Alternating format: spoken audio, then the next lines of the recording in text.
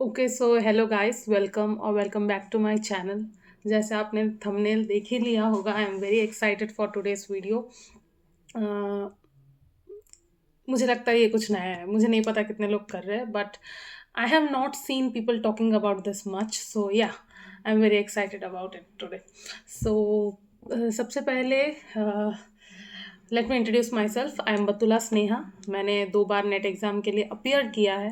पहली बार मैंने पीएचडी के लिए पास किया है, एंड सेकेंड बार इस बार जो जैन 2026 का एग्ज़ाम था उसमें मैं नेट के लिए एलिजिबल हो गई हूँ। असिस्टेंट प्रोफेसर के लिए उसमें मैं एलिजिबल हो गई हूँ। सो आज मैं आप लोगों के साथ जो शेयर करने वाली हूँ वो है how to make notes digitally. Also मैं अपना जो नोट्स के फोटोज़ है वो यहाँ या इस साइड पर कहीं पे I will just put it, आप लोग देख लेना स्टॉप करके। So let's begin. सबसे पहले हाउ टू मेक नोट्स। अब हाउ टू मेक नोट्स में हम सबको पता है कि हम लोग नोट्स बेसिकली जो करते हैं वो है ट्रेडिशनल मेथड, कॉपी और पेन। उसको लेके हम लोग एज के हिसाब से राइटर्स अरेंज करते हैं और उसके बाद we just on the basis of the previous year questions हम लोग नोट्स बनाना शुरू करते हैं। यही नेट के लिए जो आइडियल प्रिपरेशन करने का तरीका है। मैंने अपने पहले ऑलरेडी चैनल पे 2 वीडियोस बना रखी है, उसमें मैंने इस बारे में डिटेल में बात किया है हाउ टू मेक नोट्स। और इसके बाद जो वीडियो आएगा उसमें मैं बताऊंगी what exactly you need to put in. लेकिन इस वीडियो में जो हमारा फोकस है, as you have seen in the thumbnail, हम लोग यहाँ पे बेसिकली बात करने वाले हैं कि डिजिटल नोट्स जो है उसको कैसे बनाया जाए, किस तरह से अरेंज किया जाए, किस तरीके से उनको उनकी यूजेस क्या है, उनके बेनिफिट्स क्या है, why digital notes over copy. क्यों कॉपी में नोट्स बनाने के लिए मैं मना कर रही हूँ, क्यों मैं बार बार बोल रही हूँ, इस बात पे एम्फोसाइज कर रही हूँ। आप लोगों ने देखा होगा पहले 2 वीडियोस, उसमें भी मैंने यही एम्फोसाइज किया है कि make notes digitally, not in copy. अच्छा, so let me share my mistakes. मैंने क्या मिस्टेक्स किया है वो पहले उसके बारे में बात करते हैं, उससे आप लोगों को समझ में आएगा why I emphasise on this digital thing so much. So जब मैं पहली बार नेट के एग्ज़ाम के लिए बैठी थी जैन 2025 में, उस टाइम पे एग्ज़ाम में मुझे बैठने के बाद लगा था कि notes need to be updated, my notes need to be updated. So उसके बाद मैंने अपडेट किया अपने नोट्स को।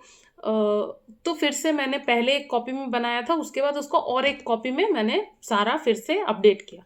अब जब now when I set for my exam, अब मुझे फिर से लग रहा है I need to update my notes. So ये जो हर बार एग्जाम में बैठने के बाद आपको ये फीलिंग आती है ना, you need to update it, इसके लिए अगर आप कॉपी पे करोगे ना तो मेहनत ज़्यादा लगेगा। क्यों? मुझे फिर A to Z सब लिखना पड़ेगा अपने नए कॉपी में, which is wastage of time, literal wastage of time.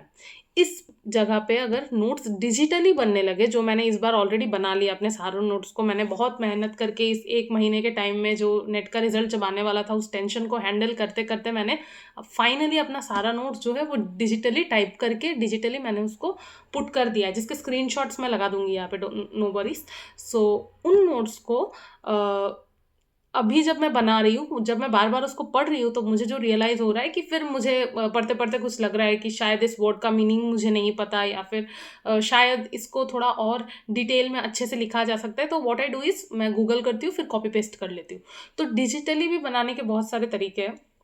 आप वर्ड में बना सकते हो, माइक्रोसॉफ्ट वर्ड में, लेकिन I will suggest you Google drive. एक मेल को लॉगिन कर लो अपने पीसी में, लैपटॉप या कंप्यूटर में लॉगिन कर लो।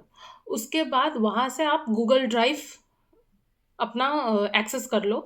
वहाँ पे आप जो वर्ड सेक्शन उसका खुलता है ना गूगल ड्राइव में, वहाँ से आप रखो। आपसे वहाँ से क्या होगा ना, आपका बैकअप रहेगा नोट्स का। सो क्योंकि बैकअप रहेगा, डिलीट होने का कोई चांस नहीं रहता है। माइक्रोसॉफ्ट वर्ड में कभी कभी थोड़ा सा एक रिस्क का चांस रहता है, लेकिन अगर आप ड्राइव में बनाते हो तो उसमें आपको कोई प्रॉब्लम नहीं होगा।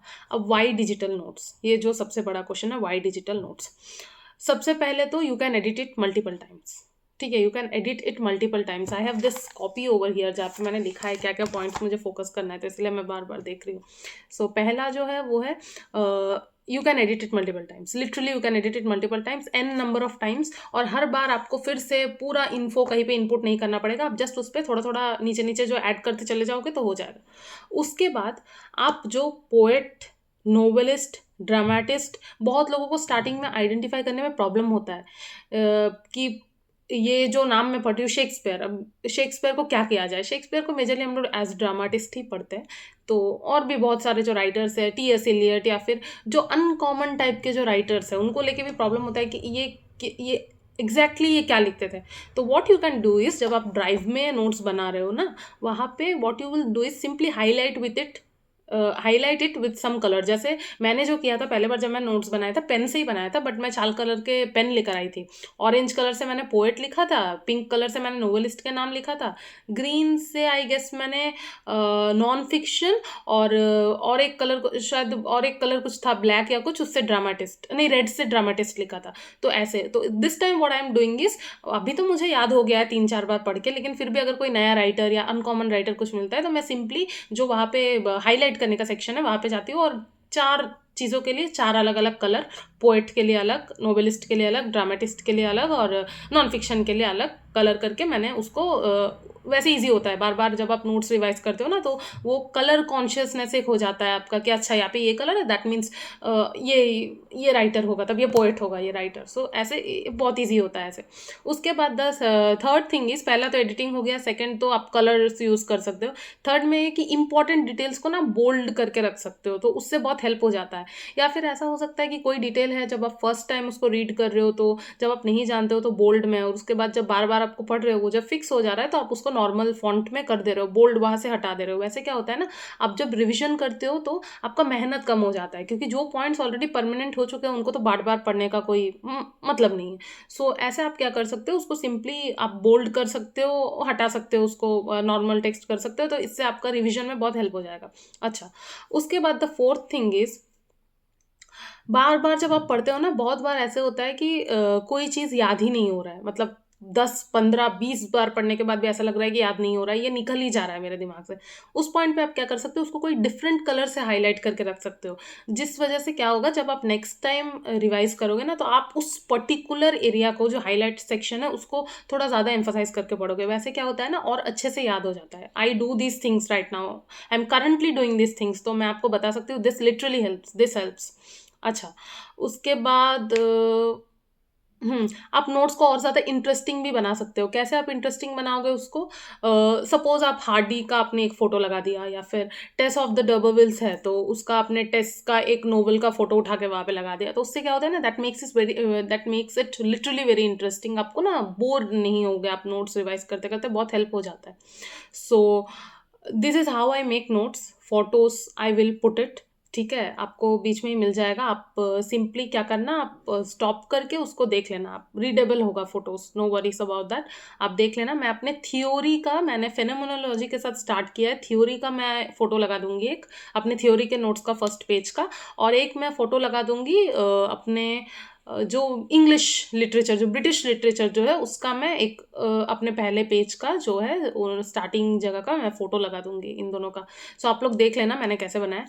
और in the next video what I will do is, एक राइटर कवर करने के लिए आपको कैसे अरेंज करना पड़ता है उस राइटर को, उस राइटर के वर्क्स को, और एक वर्क में कितना पढ़ना होता है, क्या पढ़ना होता है, कितना ज़्यादा माइनर राइटर्स के वर्क्स कैसे पढ़ने हैं, मेजर राइटर्स के वर्क्स कैसे पढ़ने हैं, जो मेजर राइटर्स के जो मेजर वर्क्स है वो कैसे पढ़ने हैं, माइनर वर्क्स है वो कैसे पढ़ने हैं, सब in detail I will talk in the next video. Already 9 minute का वीडियो होने वाला है, इससे ज़्यादा बड़ा मैं नहीं बनाऊंगी, बोर हो जाते हैं लोग।